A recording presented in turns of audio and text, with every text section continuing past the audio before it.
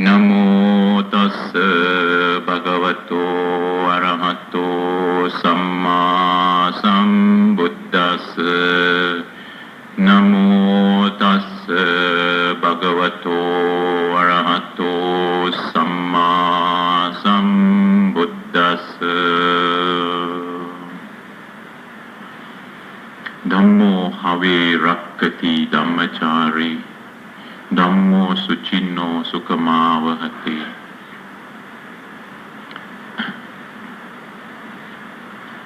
Dear novices, Pasikas, brothers and sisters in the Dhamma.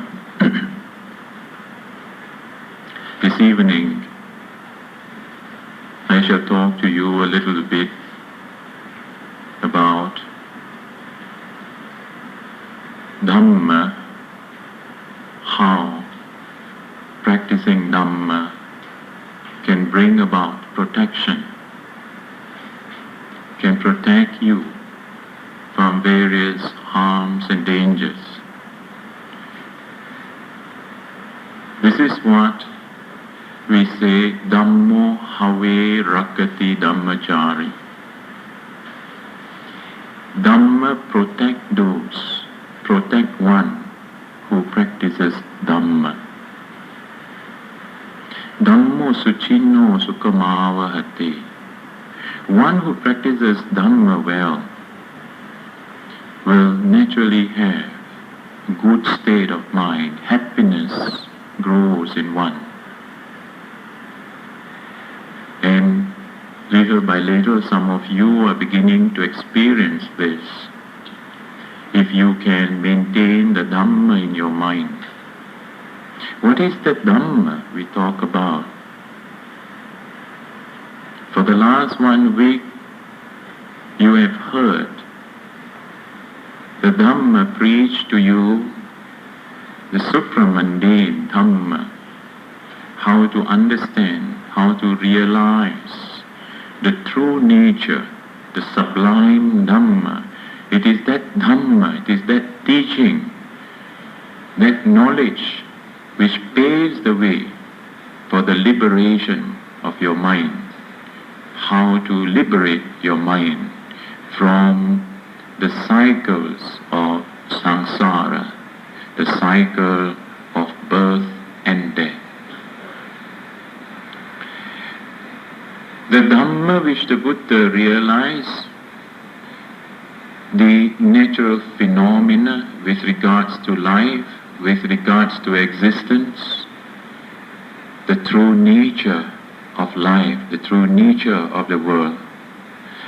That which the Buddha realized, the Buddha taught according to what he realized, according to what he experienced. That is why we say the teachings of the Buddha is called Dhamma. But what did the Buddha realize? The Buddha, when he attained his enlightenment, he realized the true nature of life. What is this true nature of life? He understands very clearly that as long as there is existence, as long as there is life, as long as there is birth in one form or another, there is dukkha. There is unsatisfactoriness. There is the cause of unsatisfactoriness, the origin or the cause of unsatisfactoriness. There is the end, the cessation of dukkha, and the path, the way that leads to the end of dukkha. This is what the Buddha realized. And the essence of this Dhamma, what the Buddha realized, is found in that teachings of the Paticca Samuppada, which has been explained to you a couple of nights ago. This understanding of Paticca Samuppada, which is a profound teaching of the Buddha, deep, which has today become a very great philosophy. Yet, In reality, what the Buddha experienced was how suffering arises and how suffering ceases.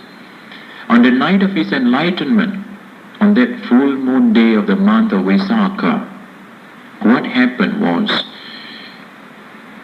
the Buddha was seated under the Bodhi tree. After making that firm resolution that he will not get up from his seat until he realized the truth, until he realized the knowledge, the way how to overcome old age, sickness and death. It is for this very reason, for this very purpose that as Prince Siddhartha, he renounced his kingdom, renounced his family to find out this truth, to find out the way, to find out the knowledge how to overcome old age, sickness and death. Not only for his own, but it is out of compassion for his own kith and kin, for his own family members, and for others, that he wanted to find out the path, the way, how he can overcome old age, sickness and death.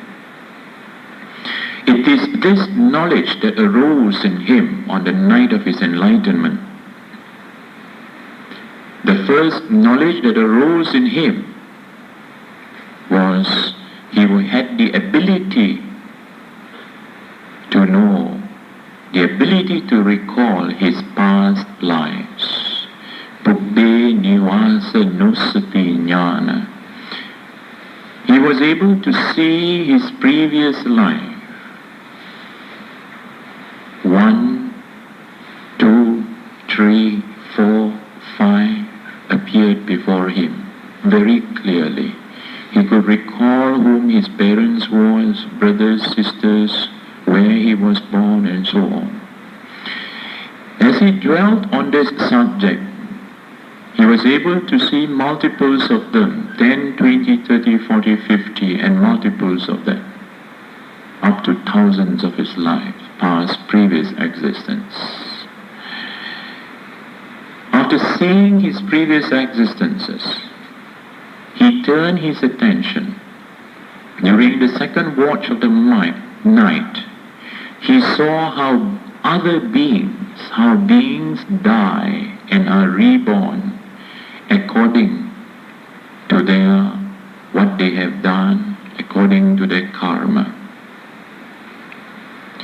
So the Buddha is one who realized who is an authority on this law.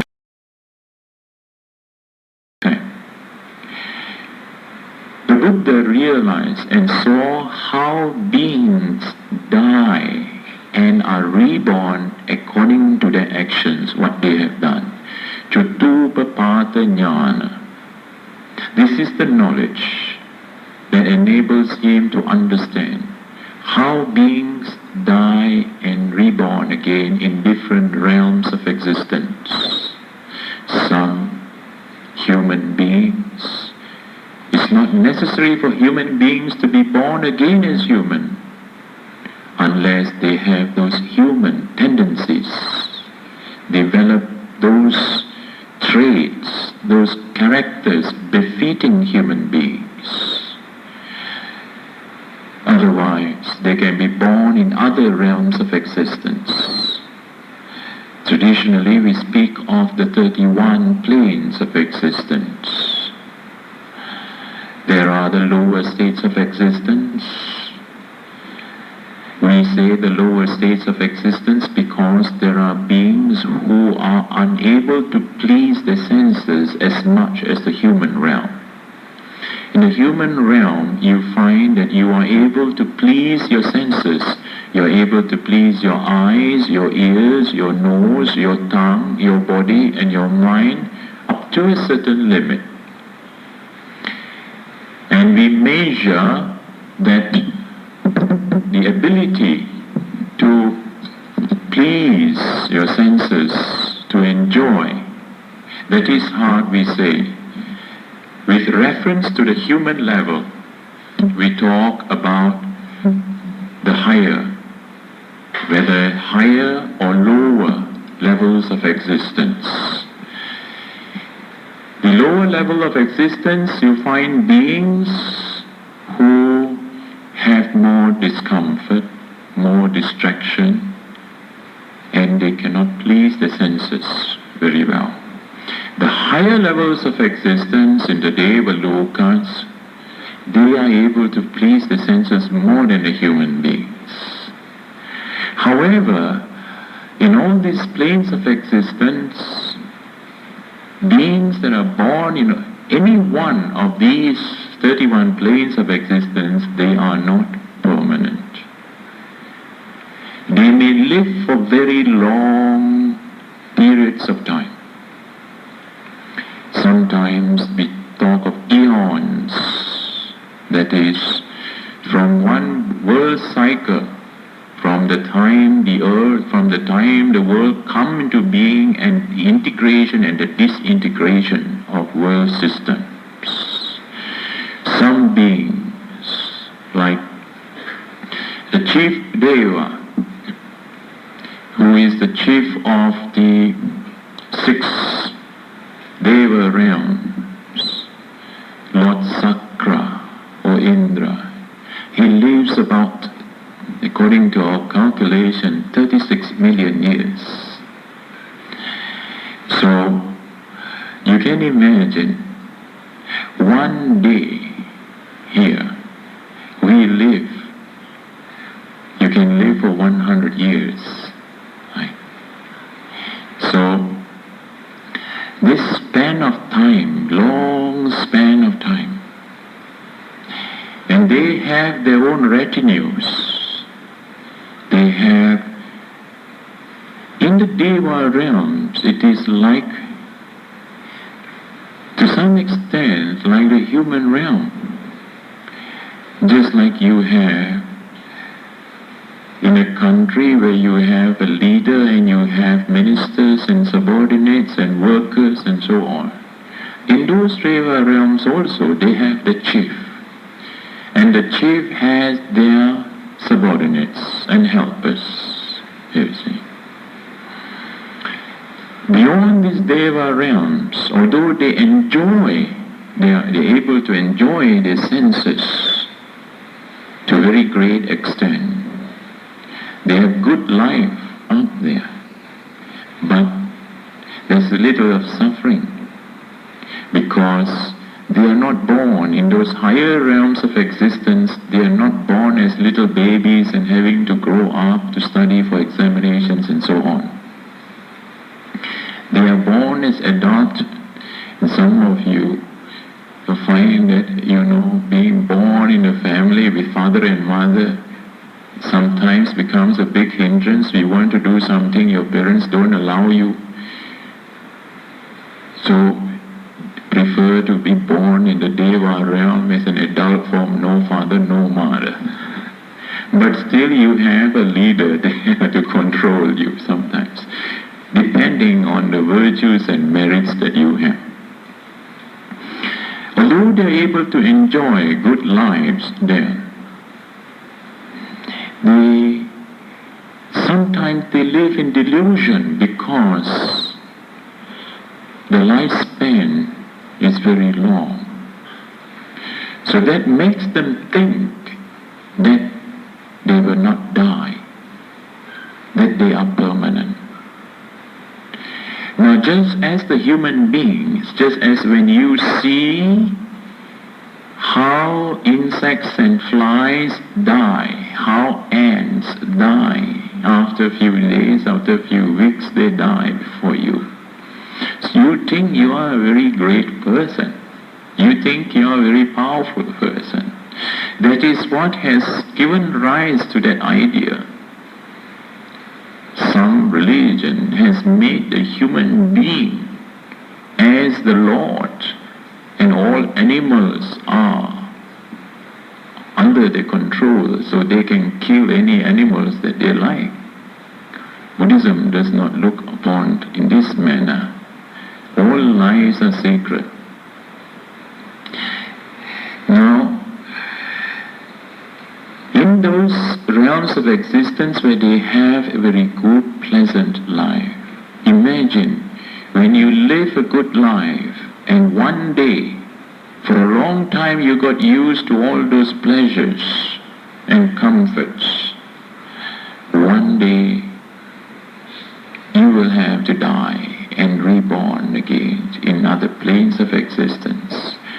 How do you feel when you are told, after you have spent a long period of time enjoying in a certain condition, and then you work, even in your place of work, you are happily working with your colleagues, and one day your boss tells you they want to transfer you to another place. How do you feel?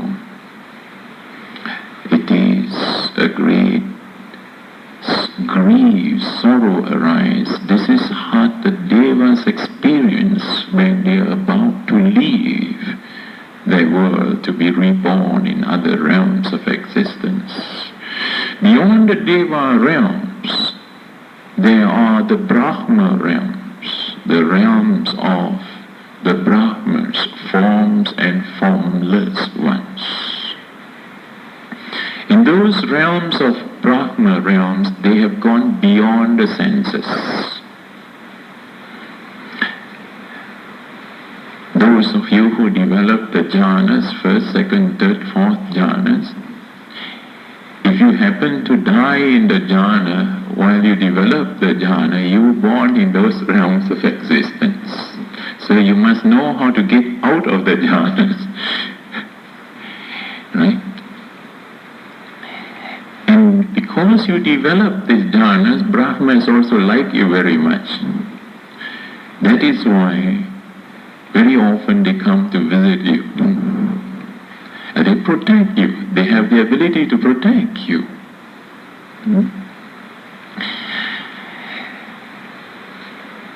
Sometimes they come, they take a certain form to come to this world. But usually they don't visit in the early hours of the night or during the daytime. They come towards the later part of the night. There are radiant beings in the Brahma lokas. And these Brahmas live for a very, very long time. That chief is the Maha-Brahma. Maha-Brahma. And has his Purusha, this what you call subordinates. So there are different realms in the Brahma lokas also.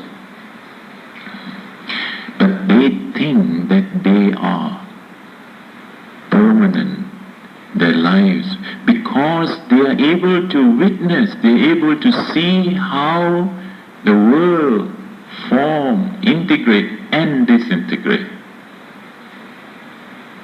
Just like you are able to watch how the ants make the nest and then the nest broken and make again and again broken, right?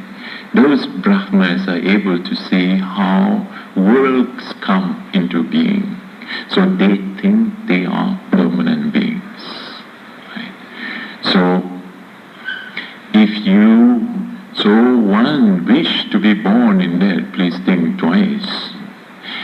What is the advantage, what are the benefits of being born in the human realm? In the teachings of the Buddha has mentioned in a number of places that human life is rare. It is rare to be born as a human being. Why? If you observe carefully the lives, existence around you, if you just remove a piece of stone from the ground, you can see how many ants, insects, flies around above you. You see. You look in the waters and you see how many fishes there are, how many kinds of living creatures there are in water. When you compare the human population to the population of ants and mosquitoes and flies, human beings are still very small in number. Then, this is the unique quality of the thing that distinguishes human being from all other beings. What is that? What is that ability? Why we are called Manusya? In Malay language we call Manusya. And this word Manusya comes from a Pali and Sanskrit word, Manusa. Sanskrit word is Manusa. The word Manusa means, it comes from the word Mana. Manas means mind. The ability or one who has developed mind, ability or potentiality to develop the mind. That is what a human being is. All other beings have the ability, have the potentiality to develop the other sense bases, not so much of the mind. Now you can understand how. Why as a human being you are able to develop your mind so quickly. Within 1 week, you are able to pitch your mind to the first, to the second, to the first, up to the fourth absorption. Can you teach this to your cat and dogs? It is not so easy. They go more to the senses, but don't look down on them, because they have certain abilities, certain skills which you do not possess. They can smell much better than you do. They can see much better than you do. The cats can move around in the dark. The bats that fly. Now there are no fruits on the chiku tree, otherwise you get bats flying. They can do all these tricks, but human beings do not have that ability. So that unique potential that human beings have, that vision, distinguishes them from all other beings. The ability to think, the ability to develop their minds. This is what you have. The ability to develop and liberate your mind. And it is in this world, in this human realm of existence, that you are able to see the lifespan is not too long, not too short. Sufficient for you to see suffering around you. At the same time, not only suffering, but you see how people are able to enjoy their lives. You see the extremes of sensual pleasures around you. It is in this human realm you will be able to witness, on the one hand, there is extreme suffering. If you visit in certain countries, in this country you cannot find such a big, vast difference. But in some countries of the world you can find where there is extreme poverty. The poor people are really very poor. They do not have even the basic necessities of life. Day by day they have to live on very little food. Some do not have food to eat. Some do not have sufficient clothing to wear. Some do not have shelter, no house of their own. Some build on just makeshift houses, and every year when there is rain and strong wind, they have to remove, they have to shift to another place. All the time they have to spend doing to meet, work in order to meet the basic necessities of life. Now you can see, if you contemplate and observe this phenomena, how people live, you can realize how fortunate you are. You have enough food and more. Right? You have enough shelter. You have enough clothes, although not so many. No different variety, but you have enough. Right? And any time you are sick, medicine is there for you. All the basic necessities you have. What is the cause for this?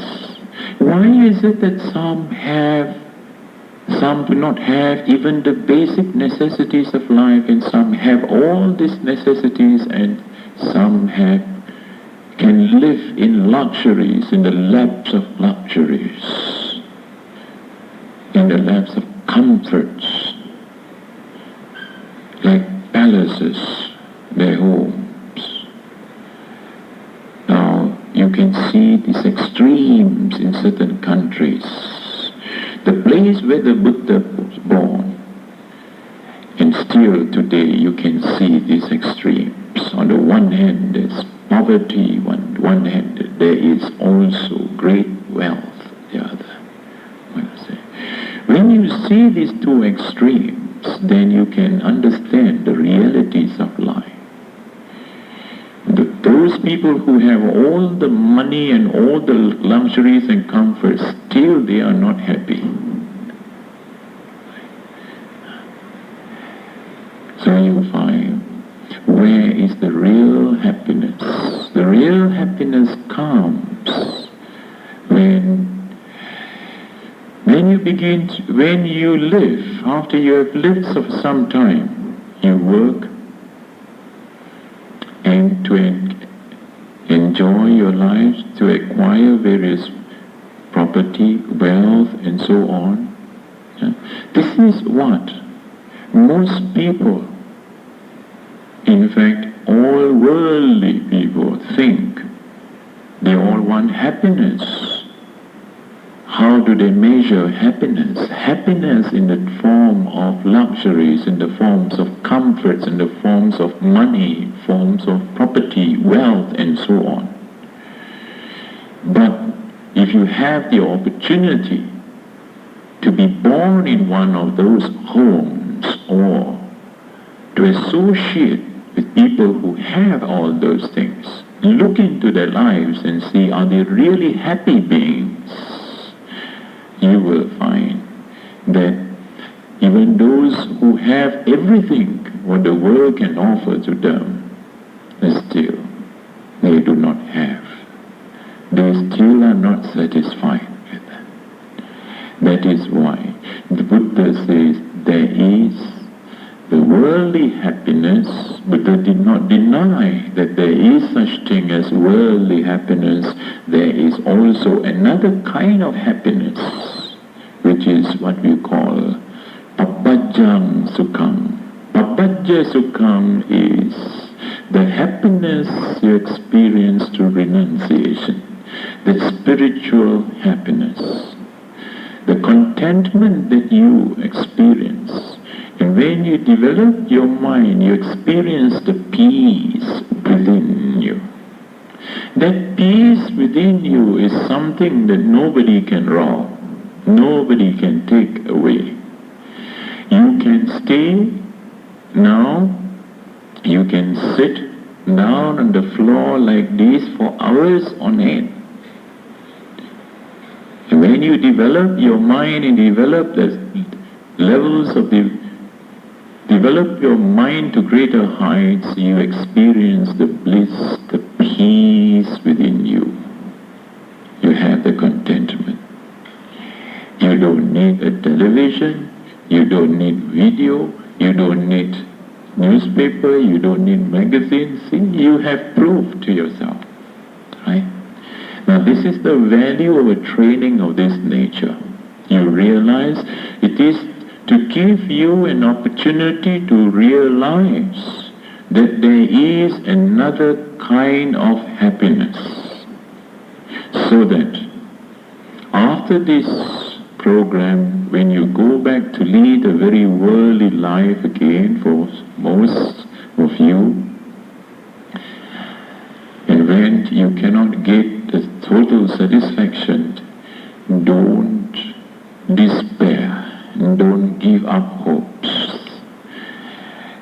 You know where to turn to. Right? Now that is the real value. It's a lifetime, once a lifetime. That is why people have been coming here. You see. The bliss, the happiness that you experience now, when you compare it, when you get out, you will see, you will value this way of life. Now, all these different realms of existence, the Buddha saw, Buddha realized, Buddha knows the nature. That is why we use this epithet, Loka Vidu. Buddha, Loka Vidu. Loka means world. Vidu, a seer, a penetrator of the worlds. Buddha understands these different worlds system. He knows the nature of life in those realms of existence. So in that, the night of his enlightenment, during the second watch of the night, the Buddha saw how beings die and are reborn. So he, having seen his own life, previous states of existence, and the existence of other beings, he saw that they are all living in a state of unsatisfactoriness, dukkha. There is unsatisfactoriness. Then the next thing he turned his mind to was to find out the cause. How does this suffering arise and how suffering ceases? This the Buddha realized on the third watch of the night. That supreme knowledge arose in him. When he contemplated how things arises, he saw everything arises dependent on causes and condition. Nothing arises from nothing. That is what the general formula of this paticca samuppada is when this arises, that arises. When this ceases, that ceases. Now this you must experience for yourself. You can experience this thing. Observe your minds and see. When you sit, when you have calmness, your breath is very smooth. You have long breath, very smooth breath. But when you have some tension, then your breath becomes a little bit short, fast. You see how when this arises, that arises. When your breath becomes short and fast, your body becomes tense, your mind becomes gross. When your breath becomes calm, smooth, long breath, your mind becomes calm. Your body becomes relaxed. When one thing arises, another thing arises. Now this is the formula. This is the general formula applied to that law of dependent origination. It is the realization of this dependent origination that one realizes the cause of suffering, how suffering arises and how suffering ceases. And the Venerable has explained to you the previous nights how this suffering arises and how suffering ceases. So, if you need further clarification, we shall talk about it later.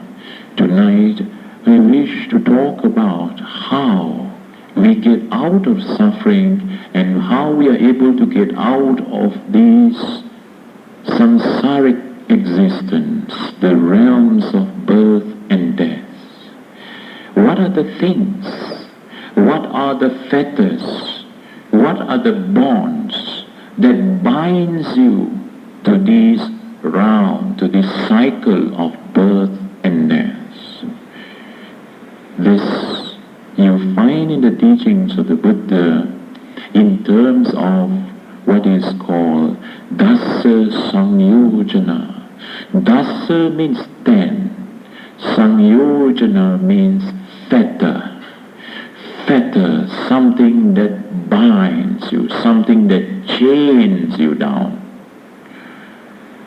What are these 10 fetters? These 10 fetters begins with Sakkaya Ditthi. Sakkaya Ditthi, in the English words we say self-delusion. Delusion or personality belief, self-delusion. The next one is Vicikicca. Vicikicca means doubts. And Silabbata Paramasa. Silabbata Paramasa refers to rites and rituals. These are the first 3 fetters. Sakkaya Ditthi. Ditthi means view. The view, the belief that you have in your mind that there is a person, that there is an individual within that performs everything. All your activities is a result of a person, individual as such. That is the belief that you have. And this is exactly so. Unless you have developed your mind to see the reality of your existence, you still think. You think of yourself in terms of what? In terms of your name.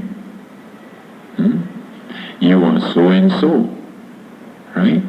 So-and-so does this, so-and-so does that. Right? I am doing this, I am doing that. You think you have this strong belief that you are doing all those things. And what is this you? What is this I? You think that there is an individual, there is a person doing it. That is why this is a strong fetter, this is a strong bond that binds you to this cycle of birth and death.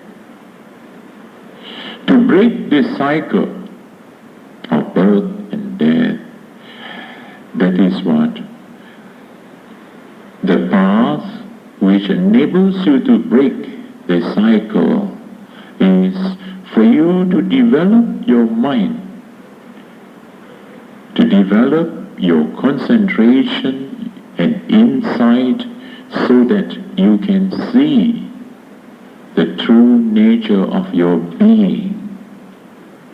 And that is why those of you who have developed your mind from the first to the second to the third to the fourth jhana, Then we tell you to come down again from the fourth to the third to the second to the first and to your normal state of mind, functioning mind. In your normal functioning mind, you are to contemplate, you are to observe just your own being, your activities that you perform in your day-to-day life.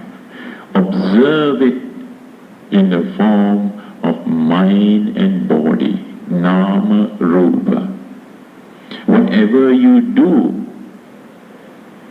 when you sit down, you observe. After you sit down for a little while, you find some tension, some unpleasant sensation arises. That feeling is a mental aspect, is a mental process. When that feeling arises, then the next thing you observe, your body begin to react to it.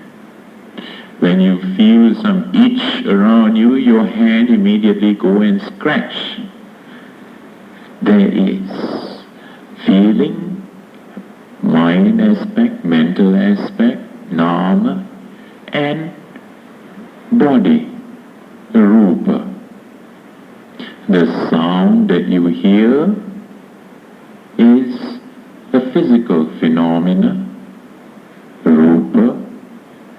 You're hearing it, your ability to become conscious of that sound, you are conscious of that sound, you hear it, that hearing process, that's the nama, that's the mental aspect. The things that you see, the visual objects that you see, they are rupa, they are form. You're knowing it, you're seeing it, knowing it, that is nama. So when you start analyzing with a mind, you do the samadhi and get out of samadhi.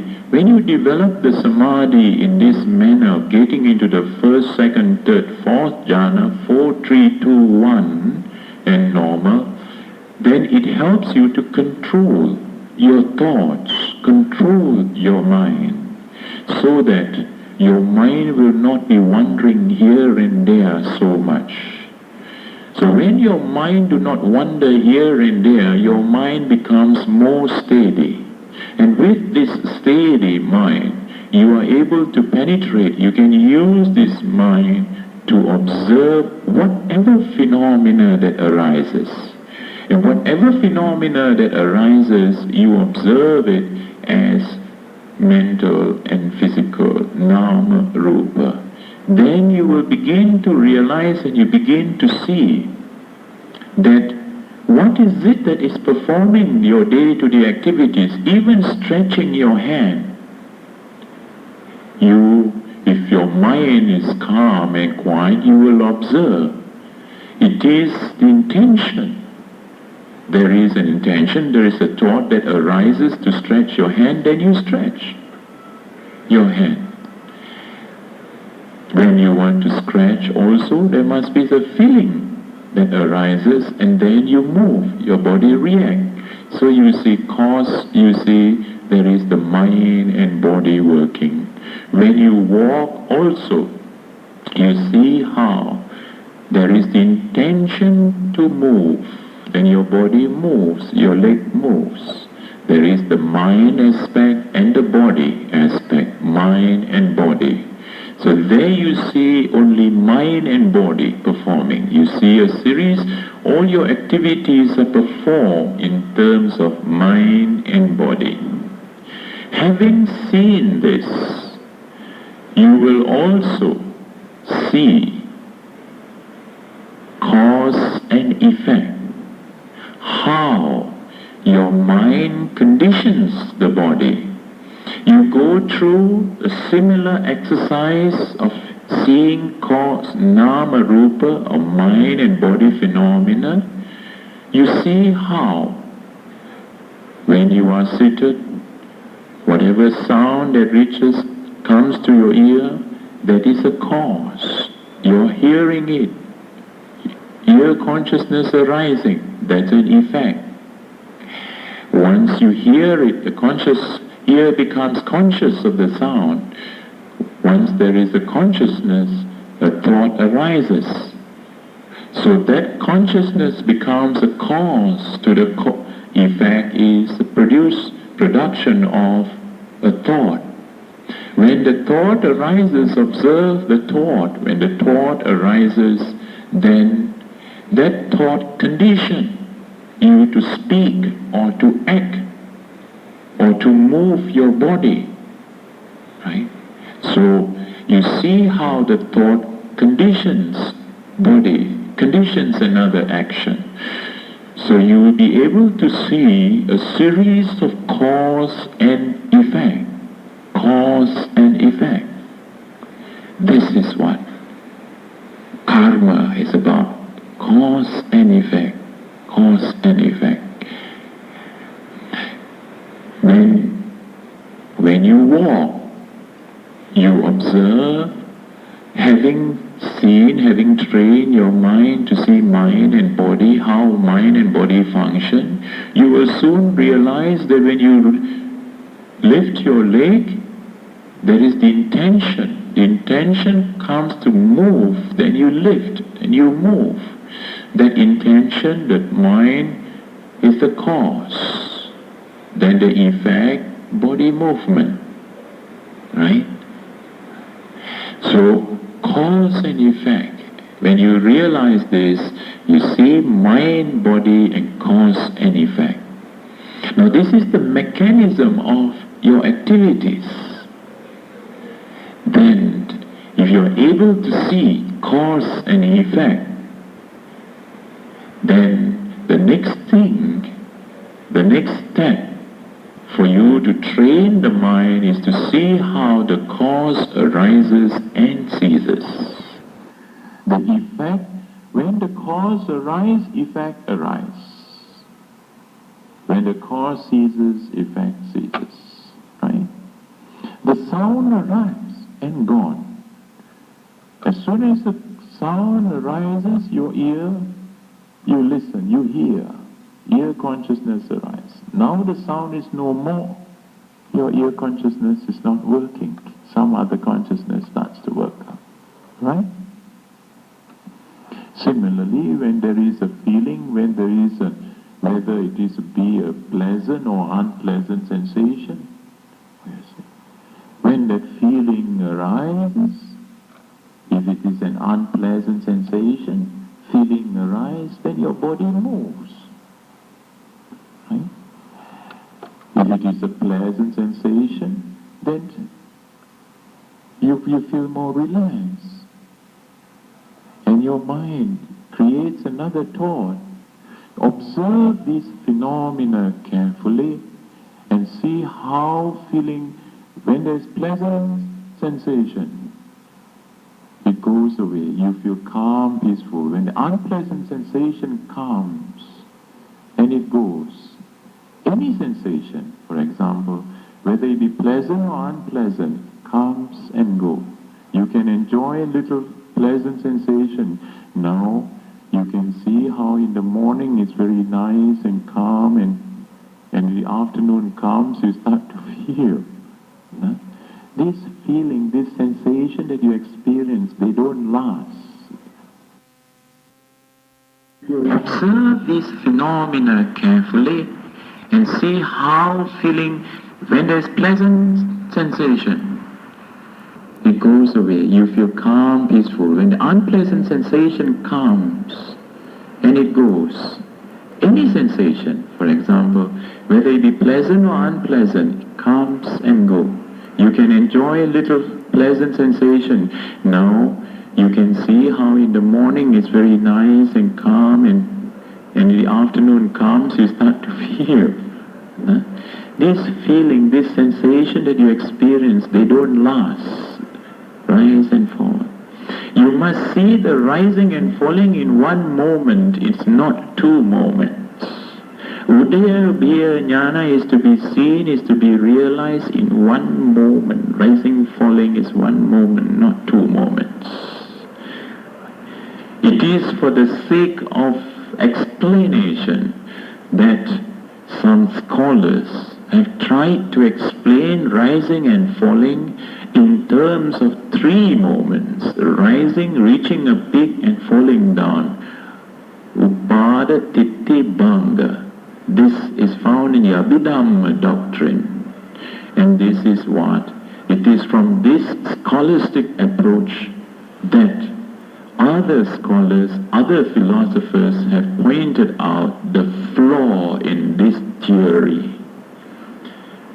If you say that there is rising and reaching a peak and falling down, that point when it reaches the peak is a static moment. Right? You have heard how the phenomena of time, past, present and future, you think there is present. Now, if you say now, where is now? Now is gone. So what is the present? The present is the past merging into future. Right? That is where you see the change. That is why when you dwell your mind in the present, we use a conventional term, then you begin to see change.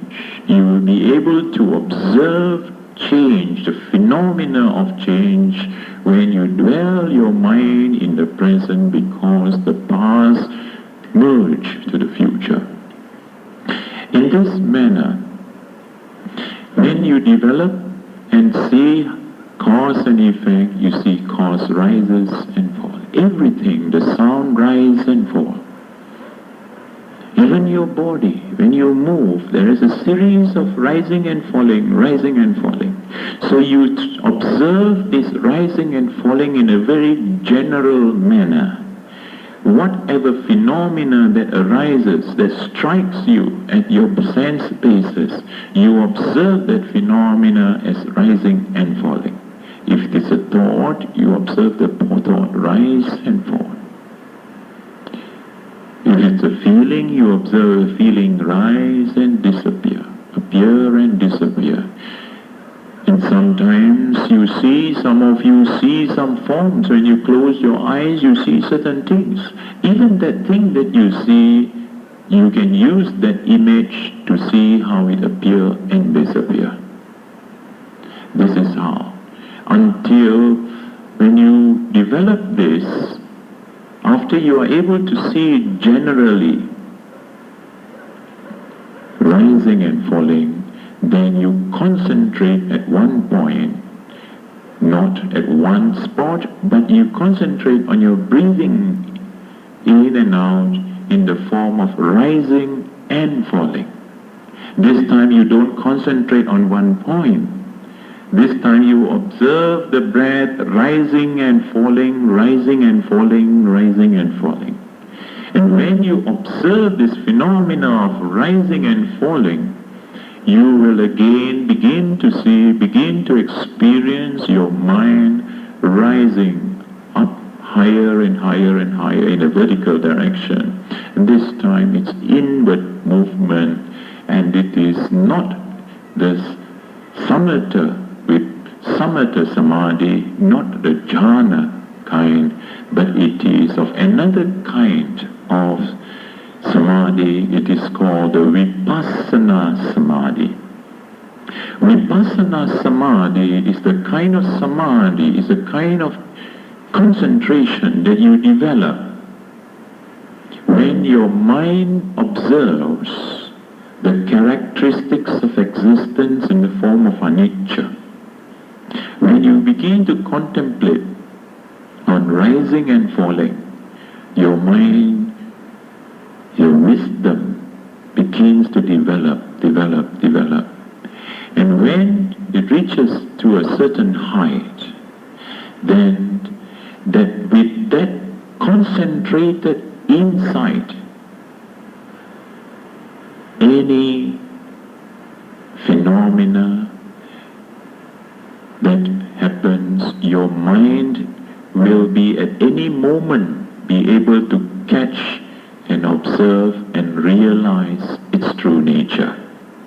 When you turn your attention, because now that your mind has been developed to that level of vipassana, of ability to see things clearly, you will be able to see and realize change, anicca. And when you realize change, when you realize at that level, then you will realize, having gone through the practice of nama-rupa, cause and effect, rising and falling, you will realize that there is really no such being, no such personality in you, no such person in you that are doing things, that it's only mind and body working in this mechanism of cause and effect, a series of cause and effect. It is this realization that takes you to the stream. You become a stream winner, a sotapatti or sotapanna. That's what we call a stream winner. A stream winner, the first stage of sainthood, is one who has broken the three fetters. The fetter of sakkaya ditthi, of personality belief, then vicikicca, doubt. Now, the one who has entered this stream have absolutely no more doubts about what? No more doubts about the Buddha, the Dhamma that he preached, and the Sangha, the attainments of the noble ones. Have absolutely no more doubts. Then, Silapata Paramasa, this refers to various rites and rituals. Then you will come to understand that the teachings of the Buddha is actually a very scientific, a very systematic and scientific approach as to how to purify your mind, and how to purify your mind from the defilements of greed, hatred, delusion, and free your mind. This is what the teachings of the Buddha is about. But unfortunately, in the course of the 2,500 years and more, Buddhism, wherever it went, this message went to China, went to other parts of the world, has picked up along with it various customs, various traditions, various rites and ceremonies. That is why you see when some people die, they invite the Buddhist monks to their homes, they want something, they want some recital to be done. And when we go there to please the people come and see, those people who come and see, they say, oh, that's Buddhist. And then, depending what ceremonies, they don't think whatever ceremonies they do, people think that, that is Buddhism.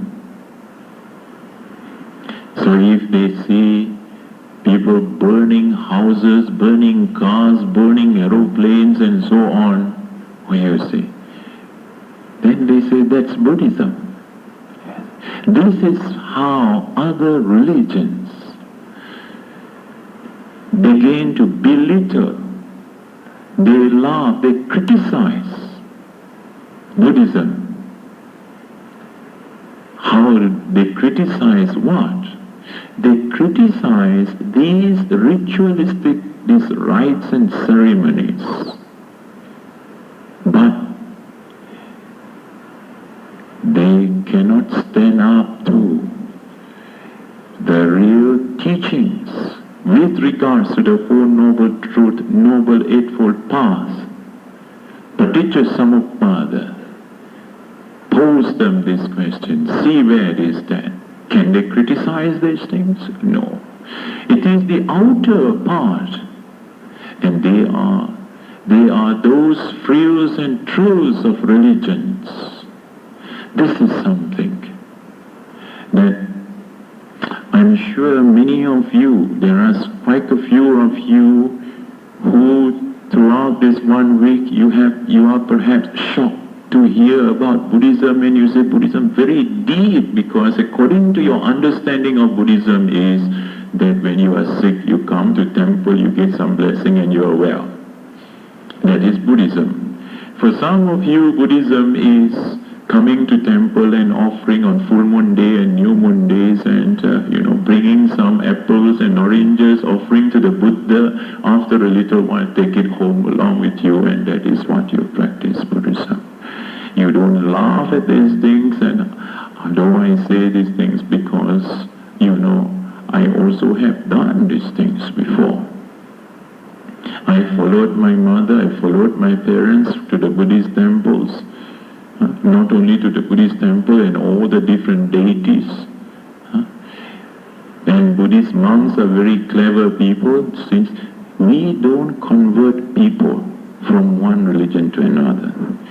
But the monks have very often converted the deities.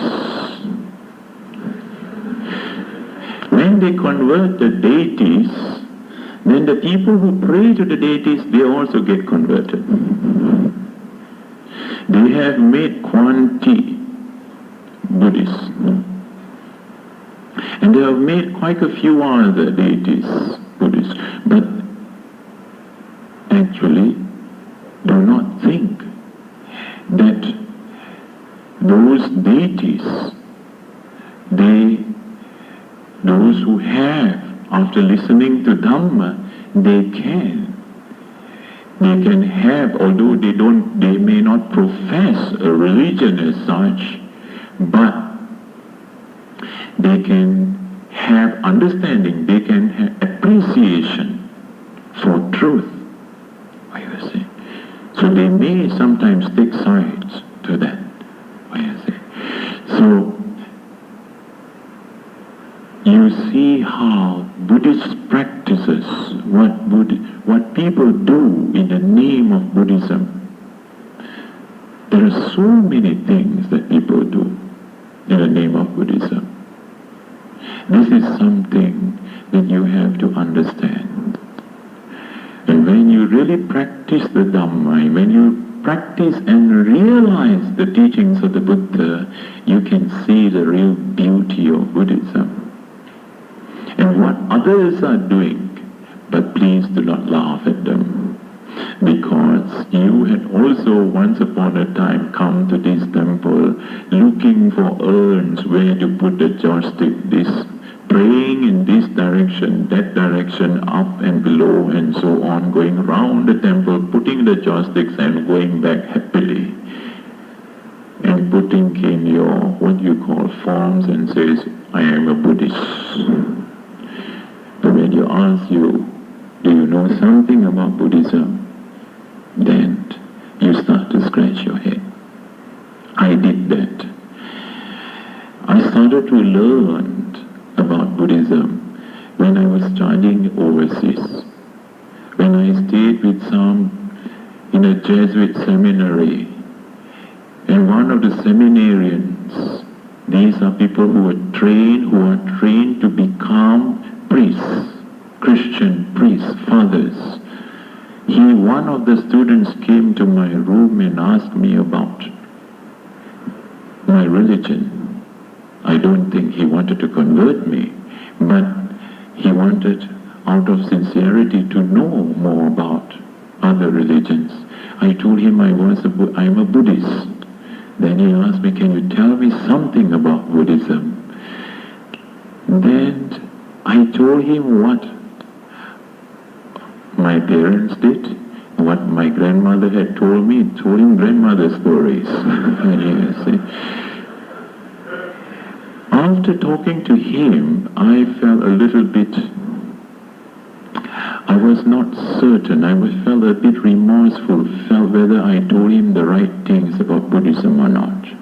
So the next day I skipped lectures. I went to the library, to the religious department, and looked for books on Buddhism. The book that I found was Zen by Alan Watts at that time. And the early works of Alan Watts, is an American writer, was a very fundamental Buddhism. When I read that, when I came to the part about the Four Noble Truths and the Noble Eightfold Paths, I realized, I found that this is a very scientific, very practical religion. And what had been done in the name of Buddhism, I thought, what I explained the other night was, in Buddhism, we have many deities. I started with that. We pray to deities. Yes. And the deities help us. Then later on, I realized, after studying Four Noble Truths, Noble Eightfold Path, I suddenly recalled what I have heard when I was young. In my younger days, I have attended Dhamma talks. Like some of you who likes to sit in the corner of the hall. You don't want to be seen. And I remember how I sit in the corner of the hall, listen to Buddhist talks, but cannot understand. Go in here, maybe come out there. But something must have remained somewhere. So when I started reading this, what I have heard, what I began to recall, then I became very familiar with this doctrine, and I said, this is very scientific. I went back in the night, called the seminarians and said, I called him and says, now, I will tell you a little bit more about Buddhism. And this is what the Buddha taught. And night after night, we went on stretch out to the late hours of night. We had gatherings in the room, as well in the common room, and urgent to small private rooms, and talking about Buddhism and philosophy. Then it started. I did not care to study very much other books. I went on to look for books on Buddhism. I could not find books on Buddhism very much, so I started to read about Hinduism on Bhagavad Gita, Upanishads, started to read about Shintoism and the other Eastern philosophies. That is how I took, it was a turning point in my life when I began to study Buddhism, and I found that after studying the fundamentals of other religions, I found the beauty in this religion. But still, I thought Buddhism was a system of faith. There is all the rites and rituals I thought was important also. But now I realize that all the things that is done in the name of Buddhism is not what the Buddha taught. If the Buddha comes and visits this temple, he might not recognize. So he might visit some Buddhist temples and sees now they have Monday Buddha, Tuesday, Wednesday, Thursday, Friday, Saturday, Sunday Buddha. Every day has a Buddha. You see. So you might not recognize him too. You see. So realize this. Rites and rituals, ceremonies we have incorporated from various sources, understand, various sources. Now these rites and rituals which people do so earnestly, thinking that it is very important, otherwise you cannot realize, you cannot attain your salvation. Now these rites and rituals, by now, after you have developed your mind and broken the three fetters, now you realize you totally break these rites and rituals, these practices. Of course, if you have to do it, you will do it. But to you, you attach no more value to those rites and rituals, understand? These three fetters are broken. You enter the stream. You become a stream winner. Who is a stream winner? What is a stream winner? Now that you have entered the stream, you will realize Nibbana sooner or later. Now, once you've entered the stream, you can relax. Even if you relax, even if you don't do very much, you will attain Nibbana. At the most, you will have 7 birds. Understand? The 8th one you will realize. But if you work a little bit harder, you can reduce that 7 to 1.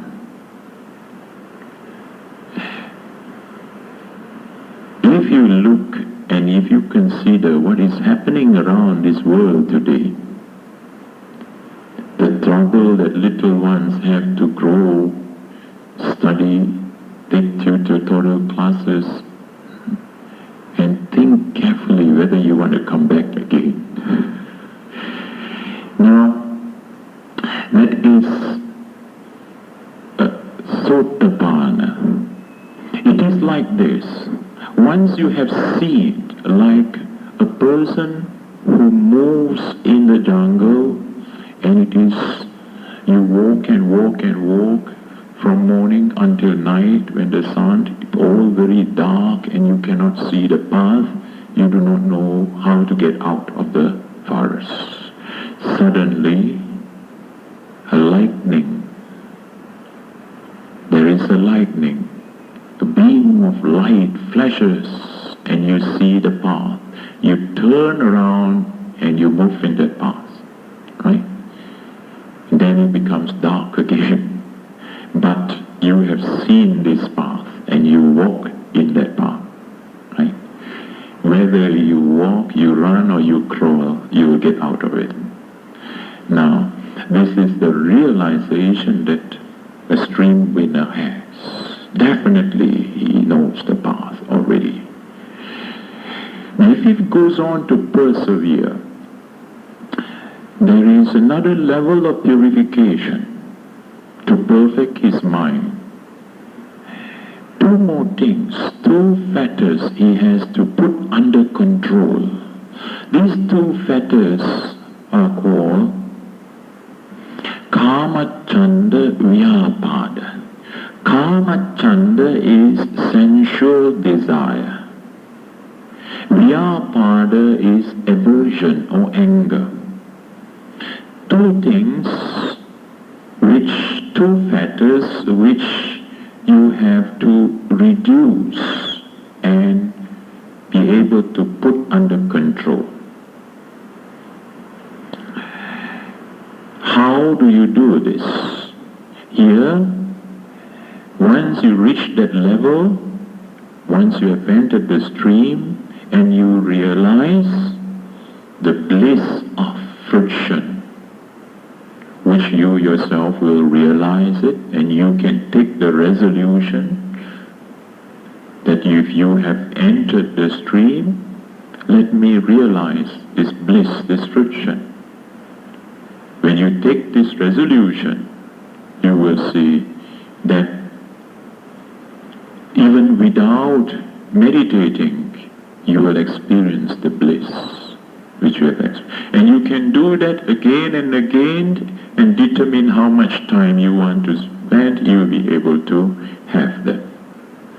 That is how you realize that you have entered that stream. Then after that, you work out to reduce your craving tendencies and anger. How do you do that? By silencing your mind. How do you silence your mind? It is at this stage that you learn how to observe your thoughts. Whatever thoughts that arises in your mind, you observe it as the 5 aggregates, panchakhandas. That is why we give you the theory so that when you reach that stage, you will be able to apply the knowledge that you have learned. And by then, you will see these thoughts, the thoughts that arises, any thought that arises through your eye, your ear, your nose, your tongue, body or mind. Whenever there is eye consciousness, ear consciousness, nose consciousness, tongue consciousness, body consciousness and mind consciousness, as soon as the consciousness arises, there will be the thought that arises. And in that thought, you will find there are the 5 aggregates. What are the 5 aggregates? You can think of anything now. If you think of something, some of you think of home, you may think of some members of your family. And when that person appears in your mind, there is a form, isn't it? There is rupa, there is form there, right? You recognize, if it's a good form, if the person whom you love, whom you like, you have good feeling. If somebody whom you don't like comes to your mind, you have not so good feeling. So the feeling arises, that's what you call Vedana. Then you recognize the form, you're able to recognize the form that you see, that's a sanya, that's a perception process. And upon seeing the form, these conditions are the thoughts to arise, sankharas, activities to arise. And consciousness or vijnana is your being aware, your awareness of this object in your mind, the thought in your mind. So you find that in that thought there are these 5 aggregates, and you see how these thoughts arises and falls. These aggregates arises and ceases, and gone. Another thought may arise. And the advantage of quietening your mind and developing your jhanas is that by now there will not be so many thoughts, because if there are many thoughts, you do not know which one to catch. So don't go around looking for thoughts.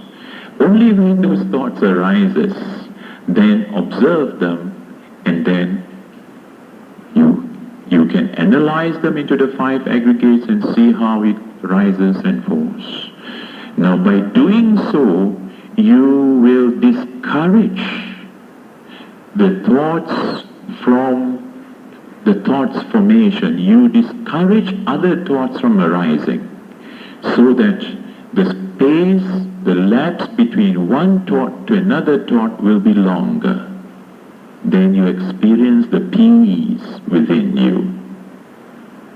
Now as you see, the moment after you realize that if you can understand how thoughts, the 5 aggregates arises with each thought, then after that you don't have to analyze them one by one. You just observe the thoughts, realize that these thoughts are mere mental creation, arises and falls, arising, falling, that's all.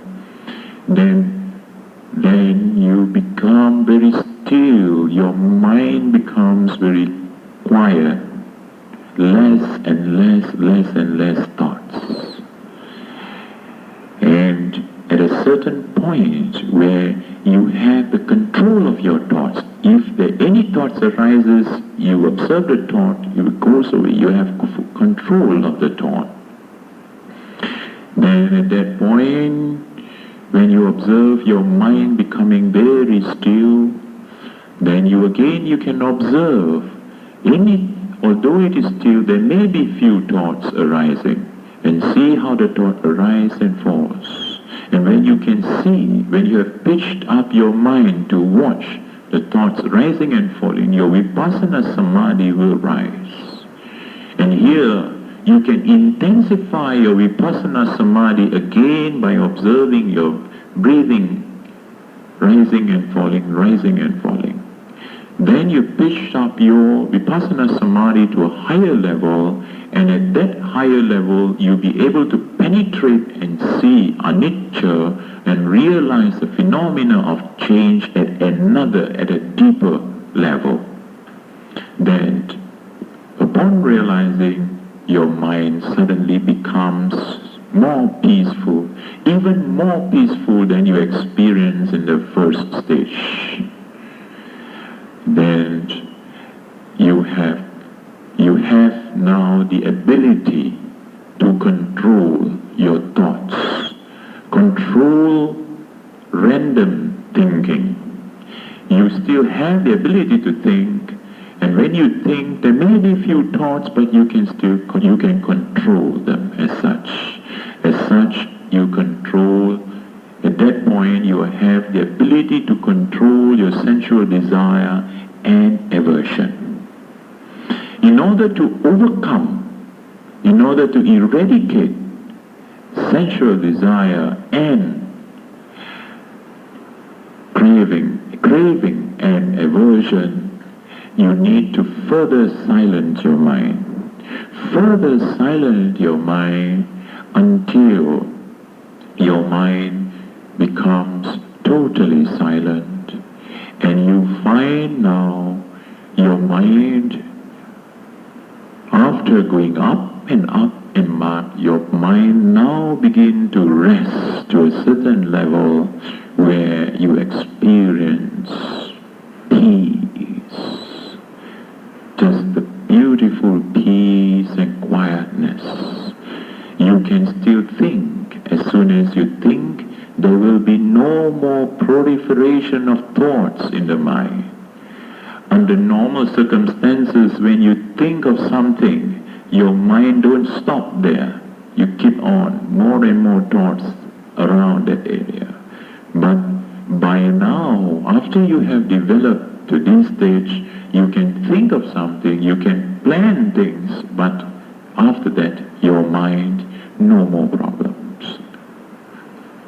Then, although you have developed your mind up to this extent, you must still carry on practicing the jhanas in and out at least once a day, so that you keep polishing your mind. Otherwise, the tendencies which you have from your past lives, life after life, those tendencies are very strong. So those tendencies will still come and disturb you. Although you have now the ability, you have now the art, the technique of freeing your mind. Understand? So sometimes certain habitual tendencies may come up. As soon as you look at, you must use your wisdom mind. You know how to develop, how to pitch your mind again to the high level and see it, and then your mind becomes silent again. Understand? Then, the last stage. Now, in the third stage of sainthood, you overcome totally sensual desire and craving and aversion. In the second stage of sainthood, we call it Sakadagami, or a once returner. That means to say that you will return at the most once in these realms of existence, in this worldly realm. But you can return, sometimes you may be born in those heavenly realms. Right? Then coming back once, and then you realize the bliss of Nibbana. In the third, Anagami, you are called a non-returner. A non-returner. That means to say that when you die, you no more reborn. However, there are certain anagamis who, at the point of death, can be born in a certain realm called Suddhavasa in the Brahmalokas. There are 5 planes of existence in the Brahmaloka where an anagami can take birth and from there realize Nibbana after a long, long period of time.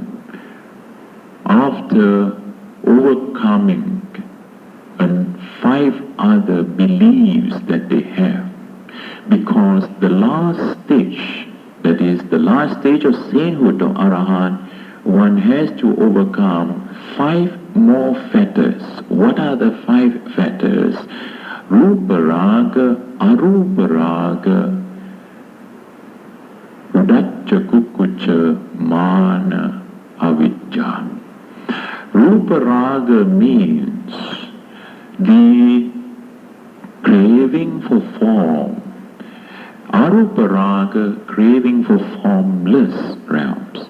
So still there can be beliefs in, there can be, because those people who have in the past been practicing in a certain system, a certain faith, have strong beliefs in the Brahma realms. So they have this belief of being what you call formless realms and the realms of the form, Rupa Arupa Raga. And since they have not broken totally the idea of the I and the my, they can still have what you call mana. Mana is the pride which I talked to you this morning, how measuring yourself with others. That is why even up to the 3rd stage of sainthood, when you have attained, you realize that you have got certain attainments and you go out and you tell people, sometimes this is what you must do, this thing. And you feel very proud a little bit that you of your attainments. That is why some young ones, after they get a few jhana, they spend the rest of their time talking to others and see, because now they are proud, they have got something, as if they've got something already. Now, if you go on talking in that way, very soon you will lose your ability. You will lose it unless you have really developed and attained to the heights through your vipassana. What you have realized through vipassana and developed to those different stages of perfection, that you don't lose. But still, as long as you have this idea of my, I and my, still you can get little disturbance in you. Mana. And then avijja. Avijja is the nascent state of mind, still not fully realizing, cannot realize the noble truth, the Four Noble Truths. Although you have heard many a times the Four Noble Truths, you may understand it but not fully realize it. You only realize it in the final stage. And how there is a path, the way how we guide them, we guide the yogi, we guide the meditator to attain that final stage. There is one way through silencing the mind. If you are able to silence, if you do not have those kind of strong beliefs of the Brahmalokas and the Rupa Arupa Loka, then you can further silence your mind and see everything as anicca. You can come to the final point.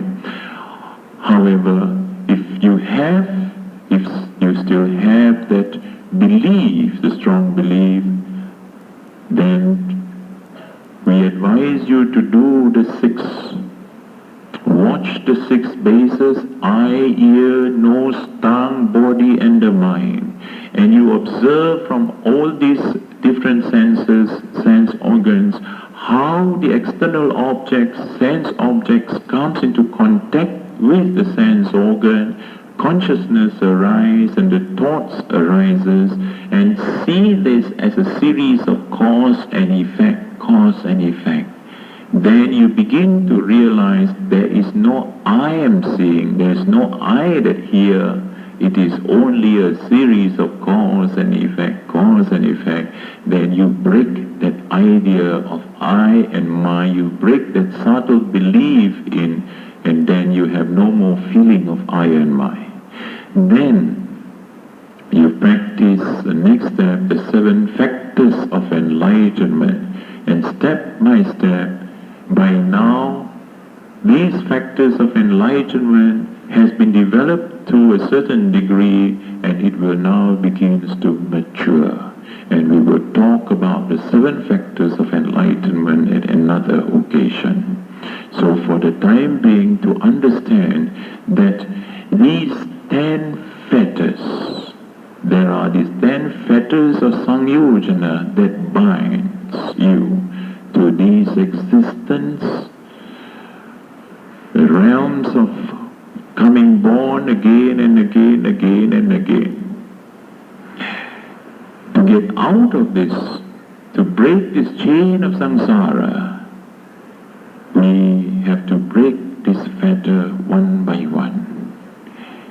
And this practice of training, of purifying the mind and analyzing the mind and matter, mind and body, understanding cause and effect. You see, the understanding of cause and effect, very often, when you talk about cause and effect, people talk about karma. When they discuss about karma, they talk about their past karma, and they talk about all kinds of assumptions and suppositions. If you do this, what you will get and what you will get. Now this is what they think karma is about. Now you must learn how you can realize the workings of karma, how cause and effect arises in you. After you realize this, then you can have a discussion. But for the time being, discussion on karma is a little bit premature. Realize for yourself what karma is, how karma arises in your mind. Mind, the volition, that condition, mind, condition, body, you see, cause, effect takes place. So this is the path. And if you develop this path, you will find that as a good number of you have found that this path, when you practice it, it is open-ego. It leads you on. Understand?